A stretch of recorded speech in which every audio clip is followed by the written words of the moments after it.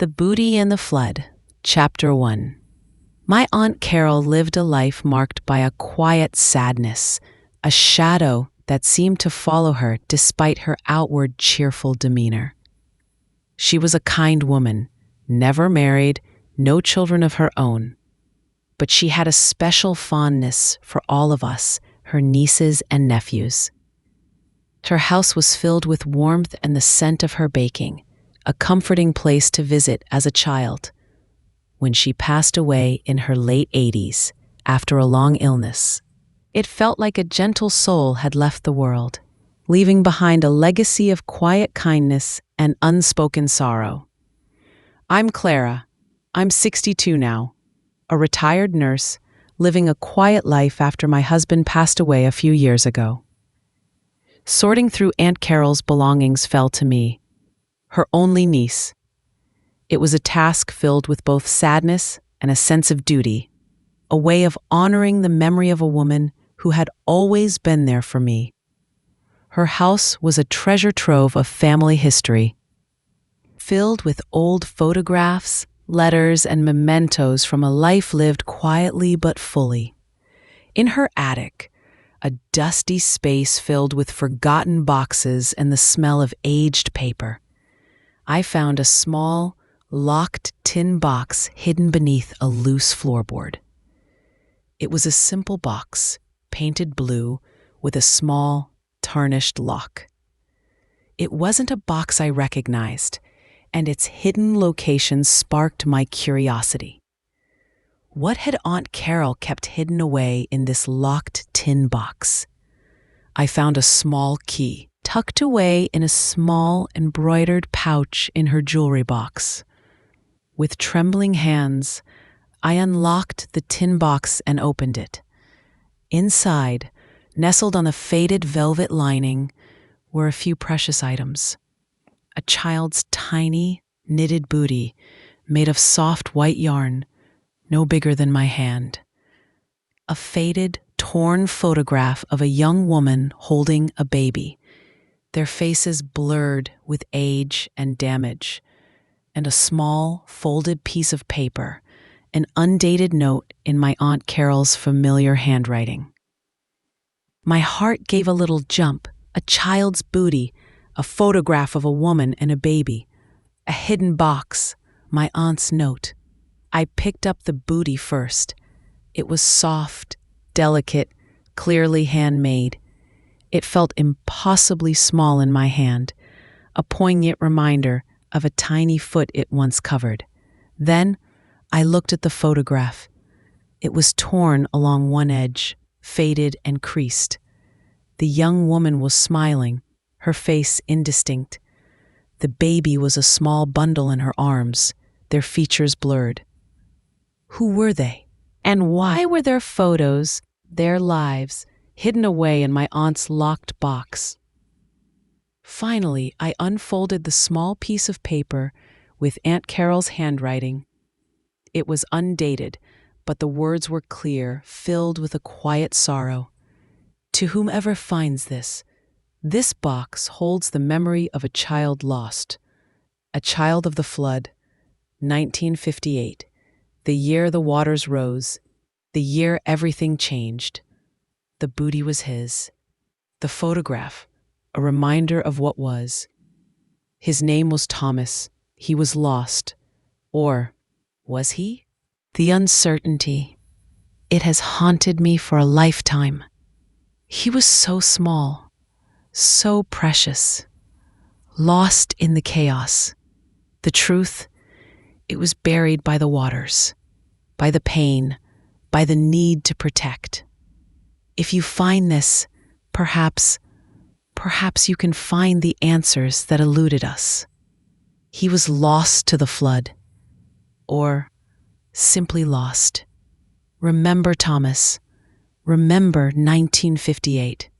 Carol, my mind reeled. A child lost. Thomas, lost in the flood of 1958. The flood.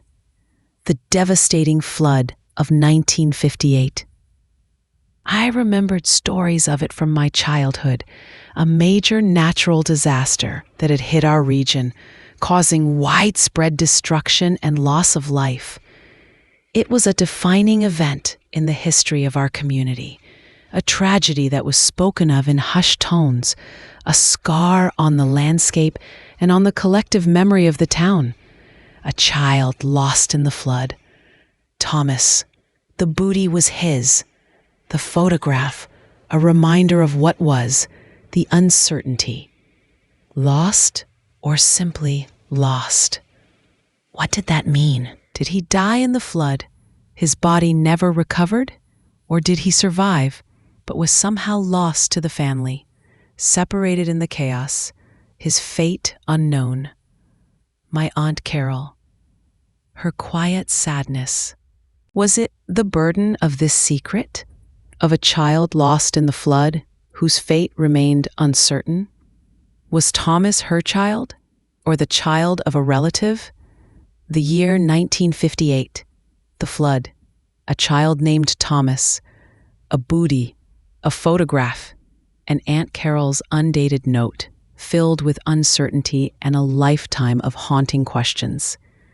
The small locked tin box, hidden beneath a loose floorboard, was not just a repository of old belongings.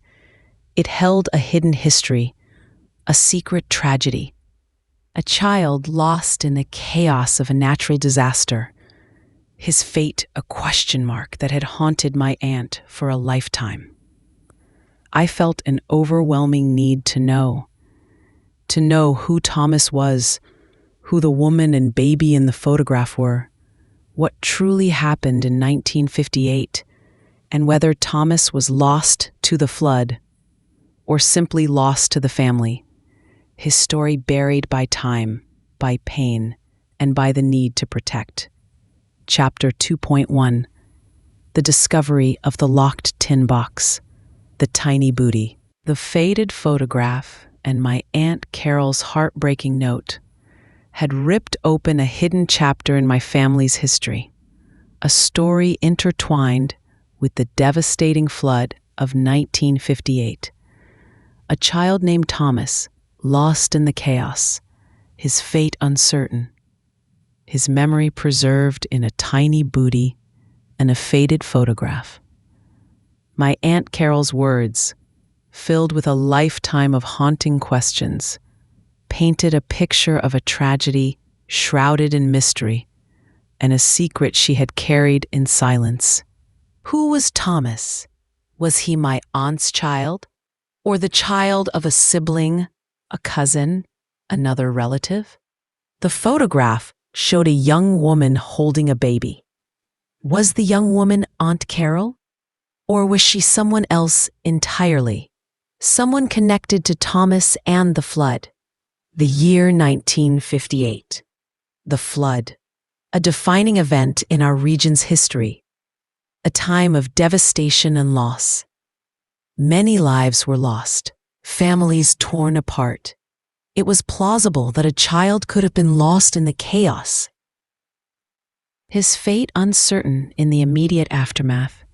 My Aunt Carol's note, he was lost to the flood, or simply lost, suggested that his disappearance might not have been a death, but a separation, a situation where he survived the flood but was somehow lost to the family, perhaps taken in by others, his identity unknown, his connection to his original family severed in the confusion and the difficult aftermath. I knew I had to delve into the history of the 1958 flood to understand its impact on my family and to search for any records that might shed light on a child named Thomas being lost or separated from his family during that time. I began by researching historical records of the flood. I visited the local historical society, the town library, looking for newspaper articles, official reports, photographs, and personal accounts from 1958. The archives were filled with stories of heroism, of loss, of the immense challenges faced by the community in the wake of the disaster.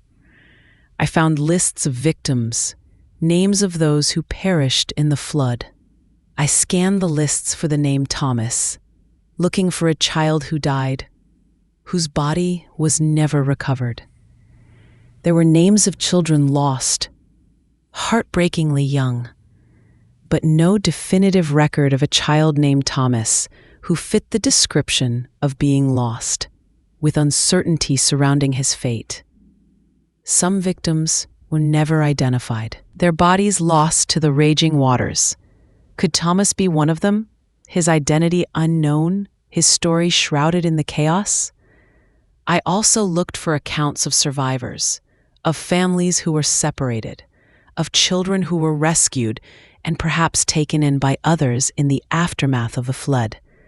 The stories were numerous, tales of families being reunited after days or weeks of frantic searching, but also stories of individuals who were never found, their fates remaining a mystery. My family lived in the area affected by the flood in 1958. My parents, my aunts and uncles were all living here then. How did the flood impact them? Were they directly affected? Did they lose their home, their belongings? Was their family involved in the search and rescue efforts? I spoke with my older relatives, cousins who remembered the flood, though they were children themselves at the time. They spoke of the fear, the destruction, the way the community came together to help each other. They remembered stories of loss, of people never found. But no one mentioned a child named Thomas being lost in our family, or a specific uncertainty surrounding his fate. The silence surrounding Thomas's story within my family felt significant. It suggested that either his loss was so painful that it was never spoken of, or that the truth of his fate was deliberately concealed. My Aunt Carol's note hinted at a need to protect, at a truth buried by pain and the need for discretion. Who was she protecting? Herself? Another family member? Thomas himself if he survived? I returned to the photograph in the tin box. A young woman holding a baby. Was this Aunt Carol? Or was it another woman entirely? The photograph was torn, faded, making it difficult to definitively identify the woman. I looked for old photographs of my Aunt Carol from the 1950s, comparing them to the woman in the picture. There were some similarities, a certain curve of the smile, the set of the eyes, but the faded quality of the photograph made it impossible to be certain. If the young woman was Aunt Carol, was Thomas her child? A child born out of wedlock? Perhaps? In a time when such a thing brought shame and judgment, was the flood a cover for a secret birth and a child she had to give up? Or who was lost in circumstances she couldn't control? The intricacy of the mystery was immense, revealing layers of potential secrets intertwined with a natural disaster. The bootie, the photograph, the note, they were all pieces of a puzzle that spanned decades. A puzzle whose central figure, a child named Thomas, remained lost. His fate a question mark, hanging over our family history. Chapter 2.2 The investigation into the 1958 flood and its connection to the lost child, Thomas, revealed the devastating impact of the disaster on our region and the heartbreaking stories of loss and separation. However, the official records offered no definitive answers about a child named Thomas from our family being lost, his fate uncertain. My Aunt Carol's note, with its emphasis on uncertainty and the need to protect, suggested a truth more complex than a simple drowning. The possibility that Thomas survived the flood, but was somehow lost to the family, his identity or whereabouts concealed, felt increasingly plausible. The photograph in the tin box of a young woman holding a baby remained a key piece of evidence. If the young woman was indeed my Aunt Carol, and the baby was Thomas, was he her secret child? Or was the photograph of someone else entirely, someone connected to Thomas and the flood? I decided to try and identify the young woman in the photograph definitively. I showed the photograph to my older relatives, people who would have known Aunt Carol well in the 1950s. My mother, Margaret, had passed away, but I had an elderly uncle, my father's older brother, Uncle George, who was in his late 80s and had lived in the area in 1958. His memory was sometimes shaky, but he had a sharp mind and a deep knowledge of our family history. I visited Uncle George, bringing the tin box, the bootie, the photograph, and Aunt Carol's note with me. I explained how I found the box, the contents, and Aunt Carol's words about a child lost in the flood of 1958. Uncle George listened patiently, his face reflecting a mix of sadness and recognition as I spoke of the flood. When I showed him the photograph, he took it in his trembling hand, his gaze fixed on the faded image. A long silence filled the room, the only sound the ticking of the grandfather clock in the hall. "Mary," Uncle George whispered, his voice hoarse with emotion. "It's Mary, my sister, your mother's sister, my sister Mary." My breath caught in my throat.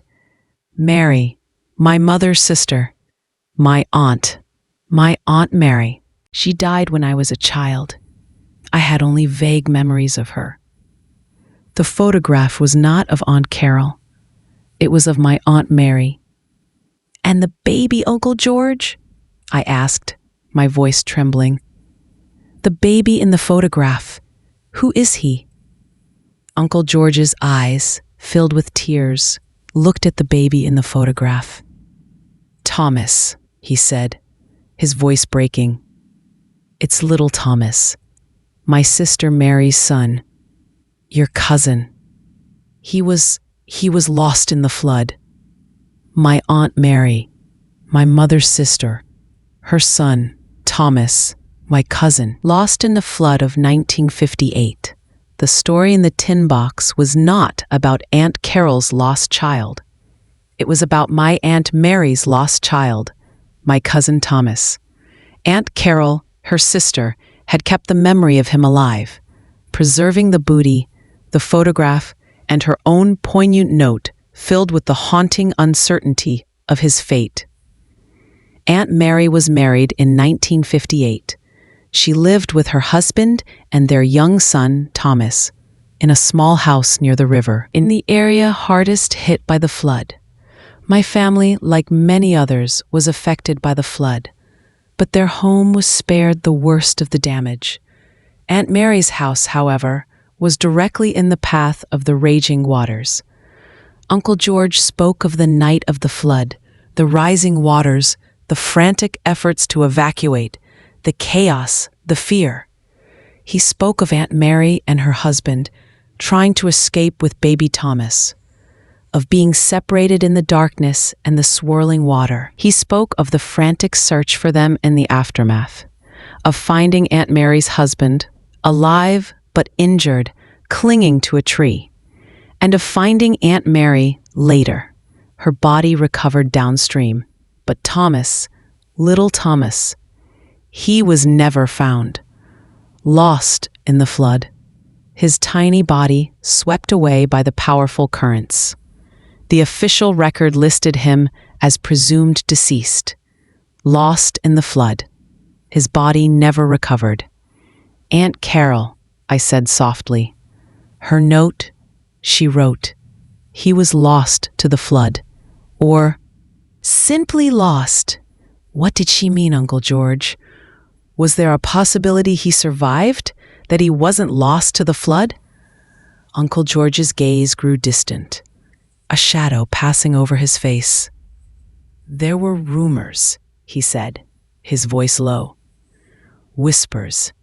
In the days and weeks after the flood, stories of a baby found, rescued from the waters, taken in by someone.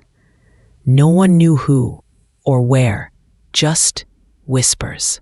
A baby found, rescued, taken in. A baby named Thomas. Could it be true? Could little Thomas, my cousin, have survived the flood, rescued by someone, raised by another family, his identity unknown, his connection to our family lost in the chaos and the passage of time? The uncertainty that haunted Aunt Carol, the simply lost, it was the lingering possibility that Thomas had survived, that he was out there somewhere, a lost member of our family, unaware of his true identity, unaware of the family who had grieved him for decades. The truth, if it existed, was buried deep within the memories of those who lived through the flood, within the fragmented accounts and the whispers that had persisted for over 60 years. Chapter 3.1. Uncle George's revelation that the photograph in the tin box was of my Aunt Mary and her son Thomas, my cousin, lost in the 1958 flood, brought a wave of profound sadness and a clearer understanding of the tragedy that had haunted my family for decades. The official record stated that little Thomas was lost in the flood. His body never recovered. But the whispers Uncle George mentioned, stories of a baby found, rescued, taken in by someone, offered a fragile thread of hope, a possibility that Thomas had survived the devastation, his fate a mystery shrouded in the chaos and the years that followed. My Aunt Carol's note, with its haunting uncertainty, reflected this lingering possibility, a question mark that had burdened her for a lifetime. My task now was to follow that thread, to investigate the possibility that Thomas survived the flood, that he was found, rescued, and raised by another family, unaware of his true origins, unaware of the family who had grieved him for 60 years. The story was no longer just about a child lost in a natural disaster. It was about a potential hidden survivor, a life lived in anonymity, a lost member of our family waiting to be found.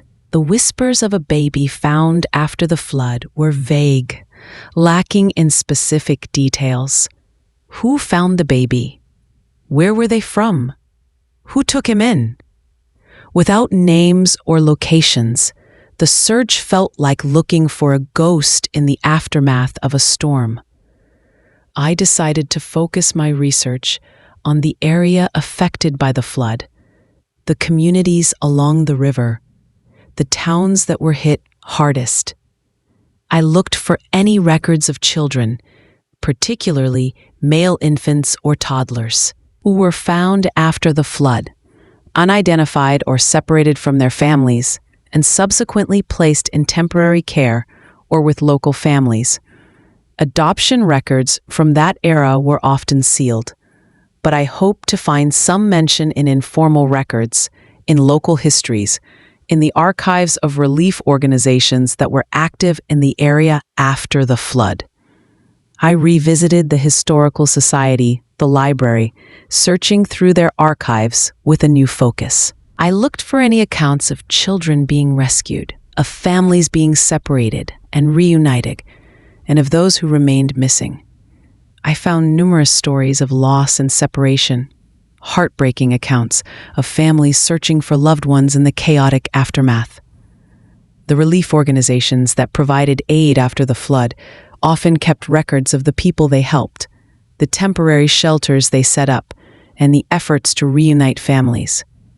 I searched through their archives, looking for any mention of unidentified children or children who were placed in temporary care, whose identities were not immediately known. The search was painstaking, requiring me to pore over handwritten lists, faded reports, and fragmented accounts. Many records were incomplete, damaged by the flood itself, or simply not kept with the level of detail that would be helpful 60 years later.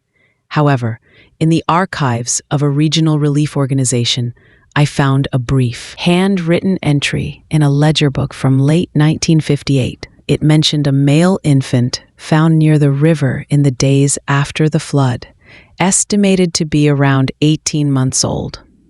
The entry stated that the infant was in good health, but was found alone, his identity unknown.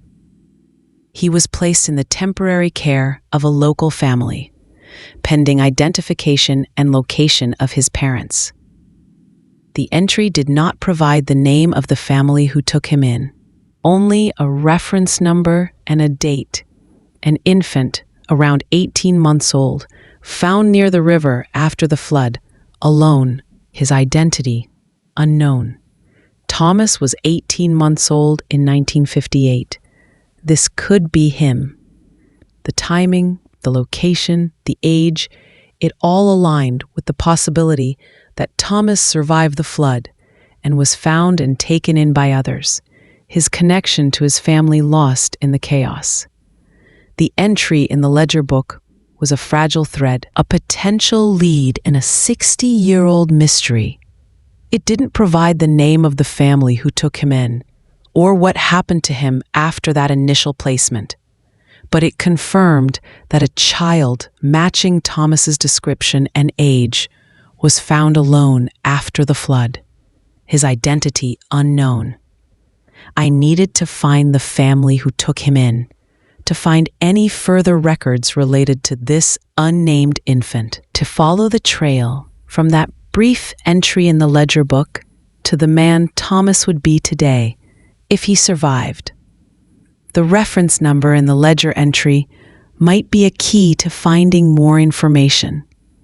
I contacted the relief organization, if it still existed, or its successor organization, to inquire about the reference number and any further records related to that specific entry. The organization's archives were extensive, but after a diligent search by a helpful archivist, they found additional records related to the unnamed infant from the ledger book. These records provided more details about the infant's time in the temporary care of the local family and the efforts to identify him and locate his parents. The records indicated that no family came forward to claim him, and despite efforts to identify him, his original name and family remained unknown. The records stated that after a period of time in temporary care, the infant was placed in long-term foster care and eventually formally adopted by the family who had initially taken him in. His name was formally changed to Thomas, given by the foster family. Perhaps a coincidence, or perhaps they heard whispers of his original name, or it was a name they chose. The records also contained some non-identifying information about the foster adoptive family, their general location in the region, but not their specific name or address. He was adopted, given a new name, raised by another family, the Simply Lost that Aunt Carol wrote about. Thomas survived the flood, but he was lost to his original family, his identity concealed by adoption, his history rewritten. The non-identifying information about the adoptive family, their general location, provided a new starting point for my search. I needed to find a family in that region who adopted a male infant in the late 1950s or early 1960s, a family whose life story might intersect with the quiet mystery of a child found alone after a flood. Chapter 3.2: The discovery of the records confirming the survival of an unnamed male infant, matching Thomas's description and age. Found alone after the 1958 flood and subsequently adopted by a local family, brought a wave of profound emotion. Thomas had survived. He wasn't lost to the flood, but lost to our family, his identity concealed by adoption, his life taking a path we could never have imagined. My Aunt Carol's haunting uncertainty. He was lost to the flood, or simply lost, now held a devastating clarity. He was simply lost to us. My task now was to find the man who was once that infant, the man who was my cousin, the son of my Aunt Mary, the child of the flood who had been given a new name and a new life. The non-identifying information about the adoptive family, their general location in the region, was my only clue to finding him after 60 years. I focused my research on the region where the adoptive family was located, looking for families who adopted a male infant in the late 1950s or early 1960s. Adoption records from that era were often sealed, but I hoped to find some mention in informal records, in local newspapers, birth announcements, community news, or in the memories of older residents who might have known families who adopted children around that time. The genealogist I had worked with on previous family mysteries provided invaluable assistance in navigating the complex world of adoption records and historical research. We compiled a list of families in the region who adopted male infants around that time, a list that was daunting in its length and the uncertainty of its connection to the unnamed infant from the flood records. We also decided to explore the possibility of using DNA testing to find living relatives of the unnamed infant from the flood records. If the infant was indeed Thomas, his DNA could potentially match with living members of our family, confirming his identity and providing a direct link to him. I submitted my own DNA for analysis and also reached out to other older family members, including Uncle George, explaining my research and the possibility of finding a lost cousin, and asked if they would be willing to provide DNA samples as well. Uncle George, his eyes filled with renewed hope at the possibility of finding his sister Mary's lost son, readily agreed. While waiting for the DNA results, I continued to research the general location of the adoptive family, looking for any local histories, community records, or personal accounts that might shed light on adoptions in that area during the late 1950s or early 1960s. I traveled to the region, visiting local libraries, historical societies, and community centers, hoping to find a thread that would lead me to the family who had given Thomas a home. The search was slow, filled with false leads and dead ends. Decades had passed, lives had been lived, families had moved, and memories had faded. The anonymity of adoption, the deliberate effort to provide the child with a fresh start, free from the past, made tracing his original identity incredibly challenging. However, a breakthrough came, not through official records, but through a local newspaper archive. While reviewing old community news from the early 1960s in the region of the adoptive family, I found a small announcement in the social section. Mr. and Mrs. John and Elizabeth Foster are pleased to announce the adoption of a son, Thomas, born April 1957. The family resides on Oak Street. April 1957. The date of birth in the announcement was April 1957, not April 1958. The estimated birth date of the infant from the flood records, 18 months old in late 1958. This seemed like a discrepancy. However, the estimated birth dates in records of abandoned or unidentified children could be inaccurate. The name Thomas, the location, the adoption of a male infant around that time, it all felt significant. Could this be the family who adopted Thomas? Could the birth date in the announcement be slightly off? Or was this a different Thomas entirely? A different adoption story from the same region? The names Joan and Elizabeth Foster provided a crucial lead. I began researching their lives, looking for any connections to the flood area, to our family history, or to the relief organizations that were active in 1958. While tracing the Foster family history, the DNA results began to come in. My DNA matched with several individuals who were distant relatives, confirming my lineage, and then an email notification, a close match, a predicted relationship, second cousin. The person was listed as Thomas F., second cousin. Thomas F. The degree of relationship, second cousin, meant we shared a set of great-grandparents. This suggested that Thomas F. was the grandchild of a sibling of my grandparents, or the child of a first cousin of my parents. Given the predicted relationship and the initial F, it was possible that Thomas F. was a grandson of John and Elizabeth Foster. The name Thomas, the initial F, the predicted relationship, second cousin, the location of the Foster family, the adoption announcement, it all converged, pointing towards a potential connection between Thomas F.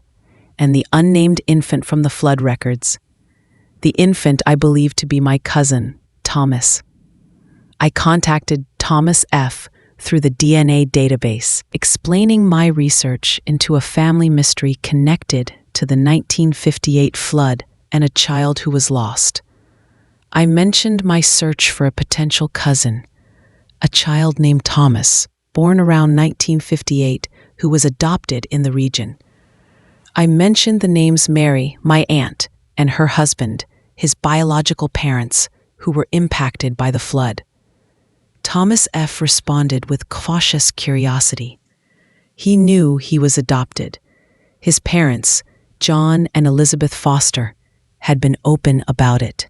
He knew he was found as an infant, an orphan from the flood of 1958. He had always wondered about his biological family, about his origins. The name Thomas was given to him by his adoptive parents.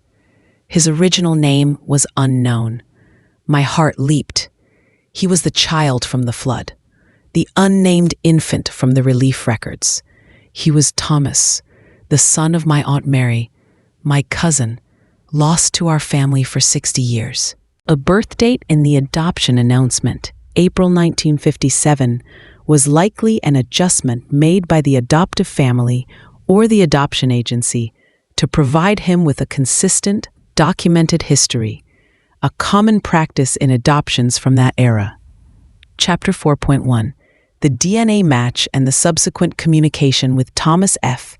confirmed the truth I had been searching for. He was the unnamed infant found after the 1958 flood, the child I believed to be my cousin, Thomas, the son of my Aunt Mary. He was Thomas, the baby in the photograph, the owner of the tiny bootie, the child lost to our family for 60 years, but found again through a hidden tin box and the unraveling of a decades-old mystery. His life had taken a different path, a path shaped by the devastating flood, by the kindness of strangers who took him in and raised him as their own. He had grown up as Thomas Foster, unaware of his true origins, unaware of the family who had grieved him for decades, unaware of the aunt who had kept his memory alive in a locked tin box. His adoptive parents, John and Elizabeth Foster, had provided him with a loving home, a stable life, a life he was grateful for. They had been open about his adoption, but the details of his origins, the circumstances of his being found, and the identity of his biological family had remained a mystery to him. My task now was to share with Thomas the full story of his origins, to connect him with his biological family, to bring him home to the history that had been hidden from him for 60 years. It was a delicate and emotionally charged process, a responsibility I approached with immense care and sensitivity. I arranged to meet Thomas in person. We met in a quiet park, a neutral location, away from the intensity of our respective homes and families. Meeting him for the first time, seeing the man he had become, the man who was once the tiny baby in the photograph, the owner of the tiny bootie, was a moment of profound emotion.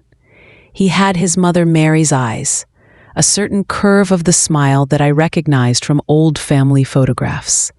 He was family, a part of me, a part of us, a part of a history that had been hidden for so long. I shared with him the story of the flood, its impact on our family, the loss of his mother, Aunt Mary, and his father, her husband. I shared the official records, the newspaper articles, the accounts of the devastation. I shared my Aunt Carol's tin box, the tiny bootie, the faded photograph, and her poignant note, filled with the haunting uncertainty of his fate. I shared the records of the unnamed infant found after the flood, the details of his placement with a local family, his subsequent adoption, and the name he was given, Thomas. Thomas listened, his face reflecting a range of emotions: shock, sadness, disbelief, and a dawning sense of understanding. He had known he was an orphan from the flood, that he had been found alone. But the details, the connection to a specific family, to a mother who was lost, to a history he never knew, it was a lot to absorb. I shared photographs of his mother, Aunt Mary, from before the flood. Photographs of her with her husband. Photographs of her with our family. I shared stories of her life, the little I knew, stories gathered from my older relatives, from the fragmented memories of those who knew her. Thomas was quiet, absorbing the information, connecting with the face of the woman who gave him life, the woman who was lost in the chaos of the flood, the woman who had been a ghost in his past, but was now a tangible reality. He spoke of his adoptive parents, John and Elizabeth Foster, with love and gratitude. They had given him a wonderful life, a life he was thankful for. The knowledge of his origins didn't diminish his love for them, or his appreciation for the sacrifices they had made to give him a home. The uncertainty my Aunt Carol had carried, the question of whether Thomas was lost to the flood or simply lost, was finally answered. He was not lost to the flood, he had survived. But he was simply lost to us, his identity concealed by adoption, his life taking a different path, a path away from his original family, from the history that was rightfully his. Chapter 4.2. The meeting with Thomas, my long-lost cousin, the child of the flood, was the culmination of a decades-long mystery, a journey of uncovering buried truths and reconnecting with a lost branch of our family tree. Sharing the story of his origins, the tragedy of the 1958 flood, the loss of his mother, Aunt Mary, and the circumstances of his survival and adoption was an emotionally complex process, but one filled with a profound sense of purpose and resolution. Thomas was grappling with the enormity of the revelations. He had lived his entire life as Thomas Foster, the adopted son of kind and loving parents, unaware of the family who had grieved him for 60 years. Unaware of the mother he had lost in the flood, unaware of the hidden history that connected him to a past he never knew existed. the tiny bootie, the faded photograph of his mother and himself as a baby, Aunt Carol's poignant note. These items, hidden away for decades, were now tangible links to his origins, pieces of a story that was finally being brought into the light. He held the bootie, the small knitted shoe that once covered his infant foot, a tangible reminder of the baby he once was, the baby who was swept away by the floodwaters but somehow survived. He was understandably emotional, processing the loss of the mother he never knew, the circumstances of her death, the fact that he had been an orphan, found alone after a devastating natural disaster. But he was also filled with a sense of gratitude for the kindness of the strangers who had found him, who had rescued him, who had given him a home and a loving family. Connecting with our family with Uncle George, his mother's only surviving sibling, and with me, his cousin, was a significant step in his journey of understanding his identity. Uncle George, seeing his sister Mary's son, the child he had believed lost to the flood for 60 years, was overcome with emotion. Their reunion was a powerful moment, a testament to the enduring bonds of family, to the way love and connection can transcend time and separation. Thomas was welcomed into our family with open arms, a lost member found, a hidden branch reconnected. We shared stories of his mother, Aunt Mary, the woman he never knew. We showed him photographs of her, shared memories of her life, the woman she was before the flood. It was a way of honoring her memory, of bringing her to life for the son she had lost. The uncertainty that had haunted Aunt Carol for a lifetime was finally resolved. Thomas was not lost to the flood. He had survived. Her tin box, a repository of her unspoken grief and lingering hope, had fulfilled its purpose, leading to the discovery of the lost child, to the truth that had been hidden for 60 years. The process of integrating Thomas into our family was a gradual one, filled with emotional adjustments and a deepening sense of connection. He had his own family, his wife, his children, his grandchildren, who were also navigating the complexities of this newly revealed history. They welcomed us with kindness and curiosity, embracing this unexpected expansion of their own family tree. The legacy of the 1958 flood, a defining tragedy in our region, was now intertwined with the personal story of a child lost and found. A story of resilience, of kindness, and of the enduring power of truth to connect and to heal.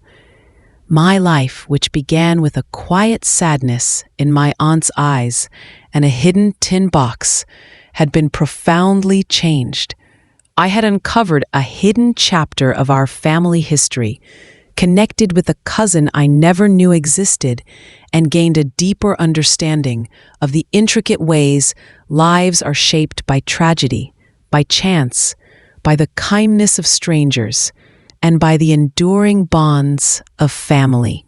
The bootie, the photograph, the note, these humble objects, hidden away for decades, had brought a lost child home, a testament to the fact that even when natural disasters shatter lives and time buries secrets, the truth has a way of finding its way to the surface, bringing with it the possibility of healing, of understanding, and of a family finding its way back to a form of wholeness, embracing its hidden branches and the lives that were shaped by the unpredictable hand of fate. The quiet sadness in Aunt Carol's eyes could finally rest, her question answered, her lost nephew found, his story, once lost to the flood, now found and embraced by the family he never knew he had.